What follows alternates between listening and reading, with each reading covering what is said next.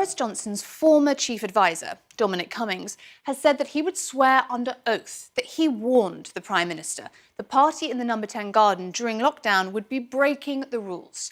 Johnson denies this, but if true, it would mean that Johnson had misled Parliament, and that could end his premiership.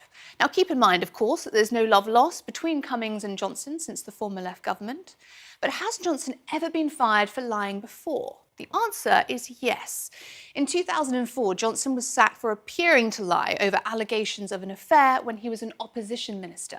And back in 1988, he was fired from the Times newspaper for fabricating a quote.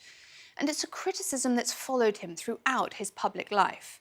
Last year, the leaders of no less than 6 opposition parties in the House of Commons wrote a letter accusing Johnson of a consistent failure to be honest with the facts. But accusations of lying and calls for him to resign have never been louder than they are right now. So why could misleading Parliament be the career ender for Johnson? If a minister is shown to have lied to Parliament, they're expected to resign or be sacked. Now, the Prime Minister can't sack himself, so he'd be expected to resign, with the full force of Parliament pressuring him to do so. The Ministerial Code also says that ministers should be truthful, but it's ultimately up to the Prime Minister to order an investigation or to enforce the code.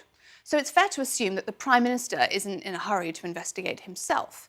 Also, you might know that British MPs can't accuse each other of lying in the House of Commons either.